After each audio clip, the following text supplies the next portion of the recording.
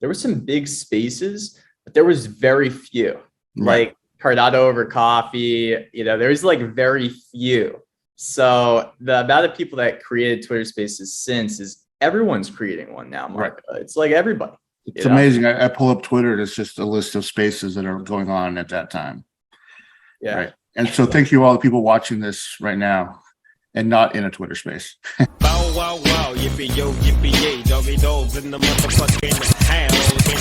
Attention citizen. We on the set, lights, cameras, always bringing the action. What? NFT project you betting on, keep asking. These are the ones I love with passion. No half-assing, just read the caption. Like and subscribe to the homie GA Crypto. Welcome back to another episode of J Crypto. Today I'm super excited because we're joined by a true OG of the Cardano ecosystem, Marco, one of the founders of with Adam Dean, Buffy Bot, and really so much more too, is what I've found talking to Marco prior to starting the show, peeling the layers of the onion. You're doing a lot and you've done a lot. Anything you want to say or correct there? Well, no, it's just like I said, I come from a collectibles background, so I kind of realized early on that the space needed a lot of things, right? So we helped with minting services with the Buffy Bot minting, right? We created the NFT update channel and show to give people a space to get information and interviews and get to know the community. So we wanted to have the media side of things and the publishing side of things. We also work with the community to develop a lot of other stuff. So I really wanted to kind of build things sideways so that we can grow up with the community and provide all the things that I felt like a growing community would need to move forward. And that's kind of where we came in with Cnft Con, right? I felt like the space needed a place where we could all come together and kind of relax and also network and also show the public what it is we're working on and what we're doing each year. It feels like when you say, build sideways first, so we can all kind of grow from the soil. Just a lot of the plays you've made are foundational plays. And I even said this to Marco before. I was like, yeah, man, it's really, I think Cnft Con, though I wasn't there the last time around, I think it set up a really strong foundation for where this was leading and for the community of Cardano. For the people that did go and were there and the projects that were able to be there, I think you guys have just made a huge impact. Well, like I said, I think community is very strong in Cardano. And we really wanted to give a place for the community to come together with the creators, right? Be able to get information from the source, right? And at the same time, help inform them. And we really wanted to then be able to follow up and update people on that, right? And I think that's where that came from. And the community loved it. And I think since then, since the last Cnft Con, I think there's been a big explosion in Twitter space, right? Because I think because it's been Twitter space really blew up like last December. January. I got in November. There was some big spaces, not mine in November. I was just starting, but there was some big spaces, but there was very few. Right. Like Cardano over coffee, there's like very few. So the amount of people that created Twitter spaces since is everyone's creating one now, Mark. Right. It's like everybody. It's amazing. I pull up Twitter and it's just a list of spaces that are going on at that time. Yeah. Right. And so thank you all the people watching this right now and not in a Twitter space. Yeah, exactly. Right. So that's interesting. So collectibles are something that I've had experience with. I was telling Marco, and I see that you have you look like a collectible guy. I'm just like looking at your background and I can just see it. You look like a collectible guy. So these right here, these are the Cardano or the Cardano Ronin universe. They're the one-of-ones with the live statues. So they came with the Ronin Universe project, Cardano Ronin Universe project. I always forget the name. I think it's just the Ronin Universe now, but it used to be called something else. But he has the statues and the Jimbos, and so they 3D printed an entire line this, and these are all the 101s. So my clan has the same color scheme. That's cool. Yeah. I'm very excited for 3D printing coming into NFTs. That's one of the things we do talk to a lot of 3D modelers who also have 3D printing about in Twitter Spaces, is how far that's coming. And there's a protocol at Doja that's working on connecting these 3D printers. It's very interesting. They'll be at the show live printing. So you'll be able to use the Doja token and use it to mint something live on the floor. Same thing with Ronin Universe. They'll be at the Cnft Con as well. When he was at Designer Con last year, all of his statues and models all sold out in the first hour of the event. And it was just crazy. I'm not even surprised. Like it's amazing, but there's so much history. So Marco, with kind of where we're at as a collector, I think this is a great question for you, because where we're at kind of broader economically, and we got a lot of people that hold, maybe CNFTs, clays, metaverse, all these different genres of NFTs. Personally, it's kind of very confusing on what is going to happen to collectibles with interest rates rising and all this talk. What are your thoughts on where CNFTs will go market wise? Do you kind of have any indicators that you're looking for? Sure. The good indicator is history, right? And so we do, our Buffy Bot Publishing does our own stuff. So we have like comic book artists, Josh Howard on payroll. He does the Muses collection. We have Pat Busey, who does the Monstrosity collection, and we have Eric who does the Herkimer collection, right? But we release things a little bit differently than most things, right? We do like 300 of the same NFT, but in limited numbers, and just leave them up for sale. We tell people sports card. Our stuff is collectibles. Ours are not flip, right? You buy it because you enjoy the artwork and enjoy the artist, right? Which is fine, because right now we're so early, right? But in the future, that technology and our system that we're building and laying the groundwork for will be the system, because 10K projects are not going to be realistic in the future and profile pics. You're going to need a lot more. You're going to need the utility and stuff like that. So I'm trying to come up with the collectibility market, because think about it like Amazon, right? That's what it's going to be like, right? Like you're going to have these collectibles on Amazon that you can just buy and mint and collect because you like the artist, you like the artwork, right? Unfortunately, right now, collectibles are like 10% of the market. Then you have holders and flippers, right? Like, which you need them. I'm not against any of it. You need those to develop the space, but eventually it will become more and more collectors as we get more and more mass market, right? So people that watch my channel know, like, I'm kind of collector mindset, but I got to be honest, I'm a huge utility maxi. Mm-hmm. It's hard for me to see. You're right, man. 10K collections, you're gonna need a lot more. We're already starting to see it. Yeah. I think personally, we're already starting to see like the top 50 maybe holding their ground, maybe top 100, but there's a lot of like smaller projects that maybe a few people have heard of that are probably at zero. So with all the utility that's coming into this space, do you think that could amplify the demand into the CNFT market with the adoption? Because it's really supply and demand. So I mean, the macro economy isn't looking great. Like, how do you think about all these things factoring in? It's again, because it goes back to, like you said, supply and demand. We're so early, right? When you look at like the Cardano community, right, it's the same amount of people buying all the projects, right? It's the same people are part of this project, part of that project, part of this project, right? That's why you'll see let's take, for example, the first bull run after Space Buds, right? So we'll do a little bit of history lesson, okay? So there were there was two bull runs that happened with CNFTs early on. Yeah, once Space Buds dropped and they were flipping early, people were buying them for 40, 80, 100, and then all of a sudden 200, 1,000, like they were flipping from 200 to 1,000 all day long, right? And then Nitties came out, Cardano bits. Nitties, by the way, I think everybody's sleeping on that one, but that's going to be one of the biggest ones come the future. What they're doing in the space and stuff in the future.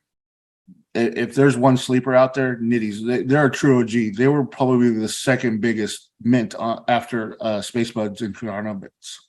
Wow.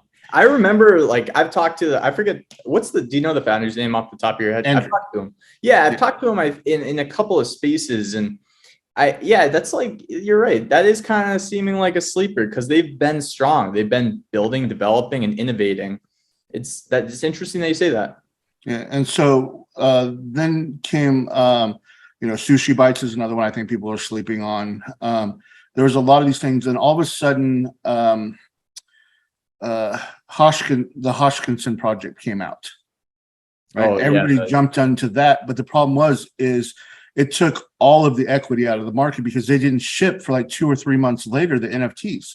And that moment is when the CNFT market just flatlined. Mm-hmm. Right? Any project that tried to release after that wasn't getting any traction because all the liquidity was gone. Right? And then by the time they released, all of the hype behind it kind of just showed up in your wallet one day, but all the hype behind the project was gone. So people couldn't flip those, right? Buy the rumor, sell the news. Right. And so then came the next run, right? Which then got killed by Cardano City and Coco Loco, right? Killed all and pulled all the liquidity out of the market. All right. And then the next run was started by Pavia, right? There was a part where Pavia's floor was like at 1,000, right? Yeah. And then all of a sudden, later it killed it. Now it's back to I think 400 or 300. Like certain plots are doing well depending on where they are. Yeah. Some plots are still going crazy. I think the floor is 200, closer to 200 something. But if you want something from that first gen release, I think it's a lot more. It's the ones that are 200. Oh yeah, if that's on the outskirts of the map. Yeah. No, you're right. They're a lot higher. And so you can go back and track these, kind of see where because we're so early that these projects really, really pulled the liquidity out of the market. Mm. And then it had to kind of get revamped, so to say, later on with something else sparked things. And it always sparks with a nice rise in crypto and good press. You get a lot of people coming over from other chains, which will infuse a lot of stuff, that kind of thing. I like how you just broke down that dynamic because that's something that I haven't thought about. The cycle of liquidity coming out of the market from these big mints with hype, which is a great transition to this next question. What do you think about these? I've seen a few with pretty solid teams, like people I know that have been building 5 beta mints, free mints. What do you think about like that in this like part of where we're at with the market? Because I've seen that more and more recently. It's hard, right? Because I get it, because especially with ETH and stuff, you had to go that because of the fees, right? The gas fees, right? So they had to rely on this, and they're relying on the royalties, right? Because you get more money a little bit, yeah. Because think about it: if you give away 10 mints, right? But then and because you're building up that hype for free, you actually can get more on the royalty than you could have the original mint price. Big time, yeah. And I think Goblins did it on ETH. Right. I know Cyberbots did it on Cardano. I know a couple others that did it on Cardano. But yeah, maybe do you know if it I think it started on ETH and now people are doing it over here. Right. Like I said, it's the ability to, like, say I release a bunch of stuff at 20 ADA, right? And then I put like because we only sold, because we gave it away or whatever, we have a 20% royalty, right? Mm-hmm. Well, in order to get 20 ADA out of that, all I have to do is resell one at 100. Yeah.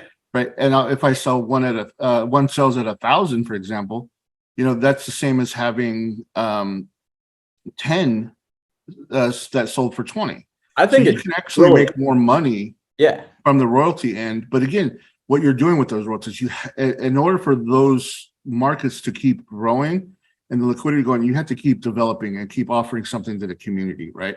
Big time. And that's where I think some of these projects are gonna, I hate the word rug pull, right? Because it could mean a million different things, and everybody uses it wrong half the time.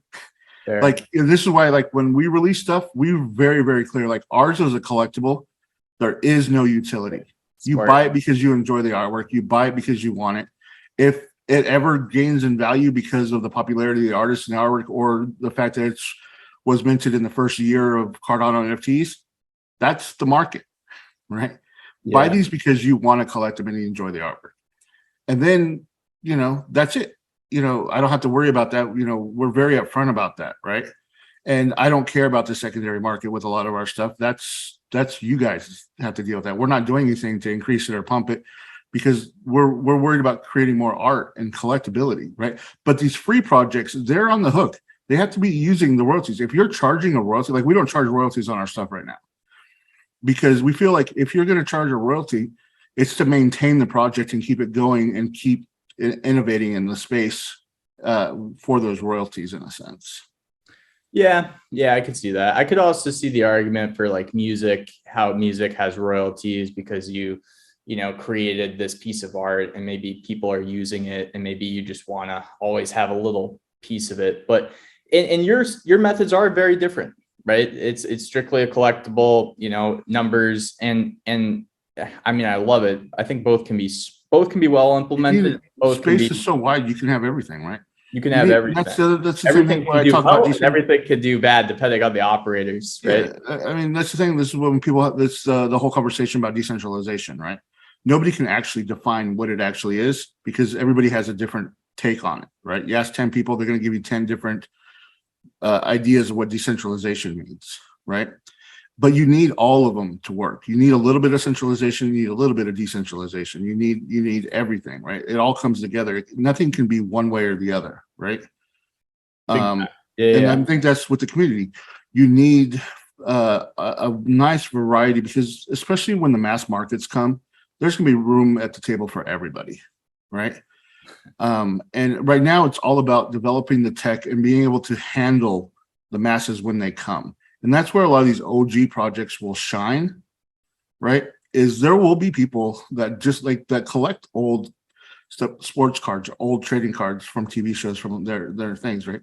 So maybe 10 years from now, 15 years, be like, oh, I remember when Space Buds minted. Oh, I remember when Nitties minted. Let me go pick up a couple, right? And like, look how retro 80s stuff is and 90s stuff is right now, right? The same thing will happen in the CNFT markets, right? At some point, people will have this disposable extra income and want to go collect the things that they couldn't pick up the first time around because they didn't know about it, right? For the traders and flippers that are listening, what I love about being a collector and also talking to collectors is there's a much longer time frame, I think, as a collector, because that's what creates the value, is the time that makes it a collectible, an antique, something right. Special. Well, at the same time, as a collector, sometimes you hit, like I said, I ended up, when buying Space Buds, I loved their interface. I bought 60 of them, not to flip, just because I enjoyed watching it. I wanted to show my nephews, like, wow, this is awesome. This is awesome. And I kept trying to get different ones and collect different things. And I was running the rarity charts in my head and thinking, oh, let me try to get this one, just because I know how rarity works in short prints, right? Yeah. So I was calculating all those things live and creating my own spreadsheets because the rarities weren't out yet. Right. So and they had the Explorer, and you could use the Explorer to kind of see what things were being minted live as they were being minted. And I was like, I got an elephant, right? Elephants are going to be super rare, right? Oh, blasters, these are rare. And I just kept buying them, right? And then I ended up selling, I think about 20 of them because they were just the most common ones, right? And I held on to like all of the super rare ones. And then I forgot about it, moved on, right? And ASCII blocks, right? Aeon Sky or no Aeon Sky. Aeonian Sky. Right? Yeah. So when that first dropped, he was doing this egg. There was 5 eggs, right? Mixed in with the first 100 blocks. So it was like 105, right? And if you got one of the eggs, you could get something out of the vault, right? Which is like a 1 of 1 thing. And so I bought 10 or 8, I think, trying to get one of those eggs, and I was disappointed I didn't get an egg. Then I tried the second one. I was able to buy 2 before it sold out, and I didn't get an egg. I was like frustrated.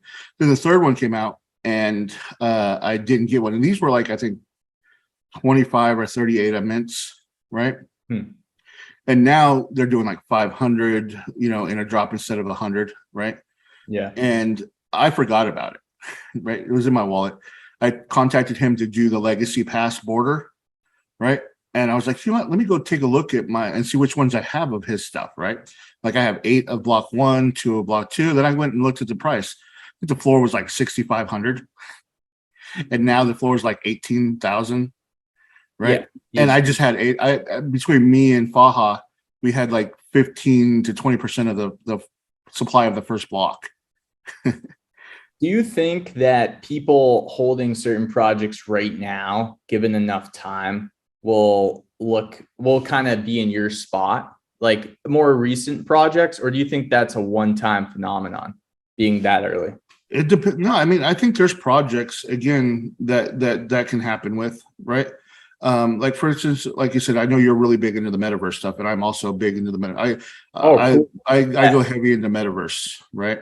Yeah. Yeah, That's right. Because you were talking about different, I how have many a plots you have. huge, like, I mean, I loved what to do, especially with the airdrop. Like I had 150 Pavia of the OG generation, right? And again, I bought those because I was up late, and it was like they were giving them away at like was it like 1,100 ADA for 30 plots, right? And so I bought 5 of those 30 plot packs because if you bought a 30 pack, you were guaranteed an estate. Interesting. So I bought 5 of those 30 packs, and I spent, and I was thinking it was about 1,100 each pack. So I spent about 5,000 or so. That's a good deal. Yeah. And I got 150 of them. But not only that, but I got 1.3 million Pavia tokens I was going to say on top of that one day. And then I've sold probably 20 or 30 of them when the floor was at like 1,000. So like I was able to do that, and then I'm hanging on to 130 of them. I have some on the main island that are connected to the city. I have a couple that are connected to a portal. I've been collecting like a section of my own to build Buffy Land. Man, that's going to be dope. Right. Have you checked out the builder tool? Are you going to be kind of contracting a lot of work to build out this? Because probably one day when I have time, I'll probably look more into doing all that kind of stuff. Okay. Right now, I've just been collecting and kind of letting the space mature. Evolve. Yeah. And stuff like that because I just don't have the time, and you have time to wait because it's going to take time. So if you're busy now you're like a superhero in this space, Marco. So I understand you don't have time to build out Buffy Land just yet in the metaverse. Well, like I said, with the metaverse plays, like I've had this discussion with a lot of them early on, and I don't know if you're familiar with Far from Worlds Within. Yeah. Wait. He's probably Far. No, I know Vince. I know Vince over there. Vince Far. Like it depends on what you go, like his Discord name, right? But yeah, Vince. Oh, right. Everybody's got a different Twitter. It's just I met him at the Cardano Summit, and we've hit it off quite a bit, and we talk all the time. But if you ever want to have great metaverse conversations, he's the guy to just have on your show and talk for hours. I know, man. Like he comes in with he's great for tech updates on just kind of the lay of the land of the space. I think he does a great job. He comes to Metaverse Monday. He's been a few times actually. And so I saw his talent day one at the summit, and I'm one of my best skills is spotting talent, right? And I always subscribe to I want to be the dumbest guy in the room in every conversation. Right. I want to surround myself with people that are way smarter than me on topics, way more informed than me. I don't have that ego of like, oh, I don't want you around because you can show me up. No, man, I want to make mistakes and learn. You want to absorb. Right? Yeah. And so I love these conversations. And that's also one of the great things about CNFTCon is we're going to have panels and discussions on all these topics. Like I want to put people in a room, say, go, here's a topic, go hit record. Right. And then film those and put those online, bring these people together. It's like going to a jazz club and watching them perform improv, jazz, and then be able to go back and listen to that later because it's like a jam session live, It's going to be a house of content and amazing ideas and conversation. And those who study that content will probably be able to see some really interesting concepts that will take them to actionable ideas. Yeah, I could see. So that's really interesting. And that's a great transition. This is the big thing about CNFT Con. I didn't quite realize is how content centric you guys are trying to be with this, really making this like documenting this like we document things on the blockchain as we're doing it and having fun. Yeah, it's like I said, education is a huge thing as well. So what brought me to Cardano, because I was looking at ways of opening up community centers and getting them self-funded in a way, with pools and all that kind of stuff. And to me, it's all about education and bringing people together and stuff like that. And that's the whole point of CNFT Con, right? The first mission statement is to dispel the myth that Cardano and other blockchains are a currency. It's a platform, right? Second, NFTs are much more than a JPEG, right? Third, it's an ecosystem that's green friendly, right? Because of the proof of stake. And also we're going to have Veritree is going to have a large presence at the show as well. We're going to looking at maybe having another tree sale live at the show. And we're also bringing in politicians, educators, big industry people from Nevada, right? They want to make Nevada the blockchain state. They're like, Wyoming is getting ahead of us. We need to catch up, right? That's cool. I didn't know that. And yeah, they actually tried to release their own token in 2017. Nevada did. Oh, with like City Coin, like Miami Coin did. Yeah, they actually back in 2017, and it failed, and stuff like that. But so they're excited to retry that and bring it back. We're gonna have Ben Gortzel from Singularity Net. And so like he's an amazing guy, and to talk to him and like so we want to bring all these people together and hopefully every year and just see what comes out of it. It's like and that's the magic to me. I'm a geek for this kind of stuff, right? I used to go to San Diego Comic-Con, do the preview night, and then go sit in ballroom 20 and watch all the panels for TV shows all week, because they would bring the cast, they would show pilots of the previews of the pilots, and then show an episode, and then be a Q&A with the cast and writers. And I would just sit there and I would record some of them and put them on YouTube, right? And still to this day from 2007, some of those are getting views still. I think CNFT, you were bored for this, Marco. And I think CNFT Con could become like that, Cardano thing. Like, I think that it's not even about CNFTs. Like, I think you mentioned this either pre-recording or while we're recording, that there's, you can expand into these other genres because the community isn't just interested in this or that. We're kind of all absorbing and learning together. And we will be working on a little bit because of that and the feedback we're getting from like the city of Las Vegas, the state, and a lot of other chains also want to be involved, right? That we're actually going to be doing, I guess, an umbrella event that CNFT Con will be part of, but it's going to call it Block by Block Expo or BX Squared. That will be the center piece of the show and more of the industry side of things, where CNFT Con will be more of the community side, which will be also part of the show, going on simultaneously, because of all the feedback we're getting. And that was always something for down the road, but it's just gotten so big so quick that, we had to go ahead and lay the groundwork for that for now. Seems like it's going to be huge. I'll put an overlay of the map so people can see it that are watching. And there's a lot of projects they'll recognize.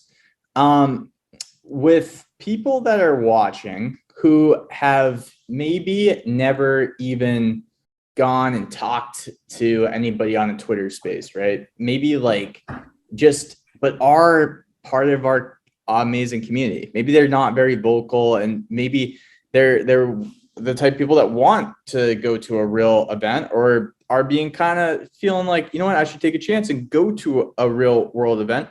What do you kind of have to say for tips, pointers, advice for those people about this event? Like, how do they, once they buy their tickets, once they go, how do we make, what do you say to make those people feel comfortable from day one? First thing first, anytime you do a convention, a big convention especially, you're going to be overwhelmed. It's going to be very, very overwhelming. You're going to walk out that first day in a complete daze. Like, what just happened? right? So, and that's unavoidable, right? I mean, I brought Kaizen, Kaizen with me to Consensus, and it was his first big show, and he was just blown away that first day. And ours is going to be bigger, as big or bigger than Consensus was. Yeah. And so you will feel that, right? So what I always, and it's the same thing that you get like when you go to New York City for the first time.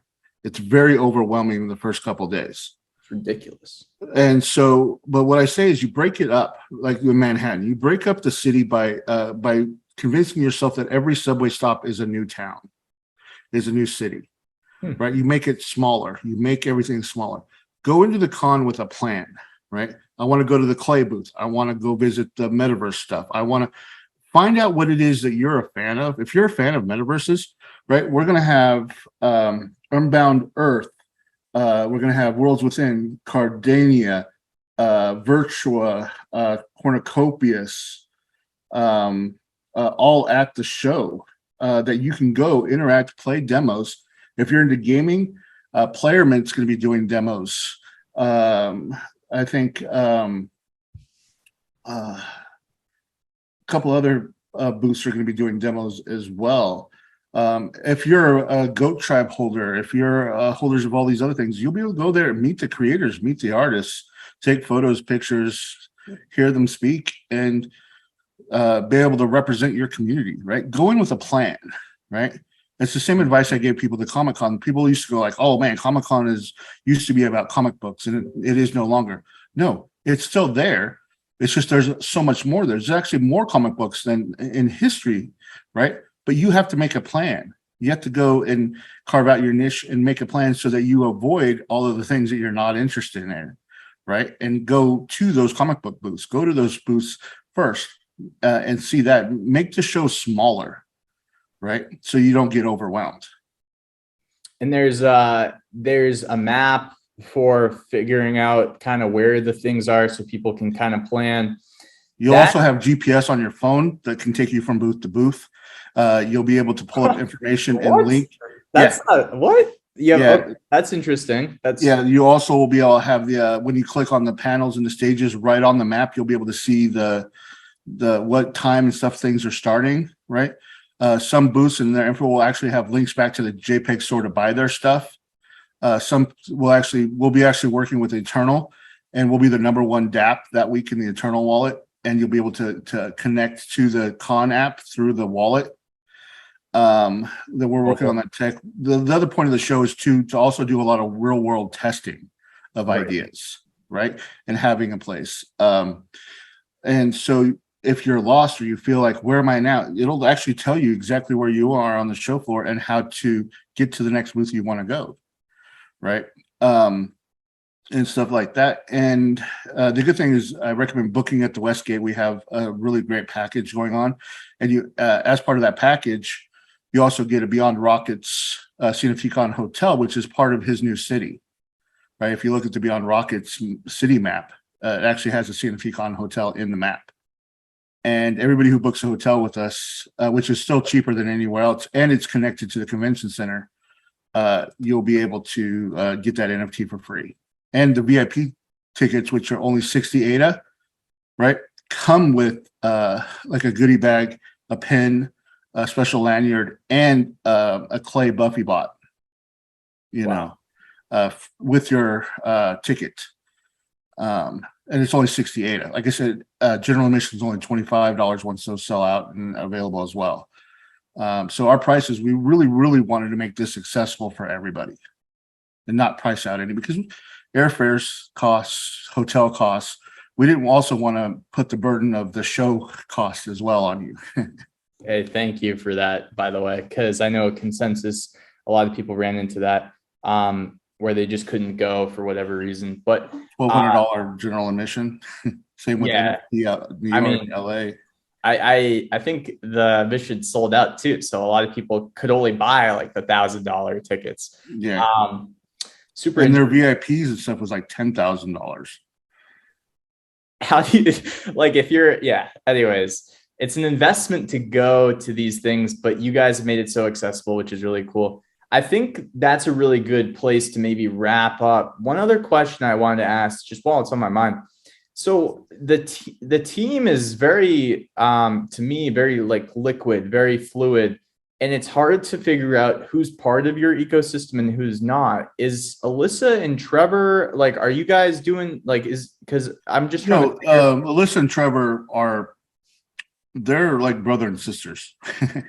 Okay, so Trevor and Alyssa, they from Cnft Con. I didn't know if they were like part of it or what's going on there. What it was is they helped host panels along with Tyler from WithSpaces, and because at the time we had the NFT update channel, which I did my NFT update show on. Right. Well, we let Tyler, Alyssa, and them do their own show on the channel as well, because we were trying to make the show almost like public access. Right, anybody could come, and so they did the CFT News show on there, right? And then I asked them to help with Cnft Con last year and running panels and discussions and helping book panels and all that kind of stuff.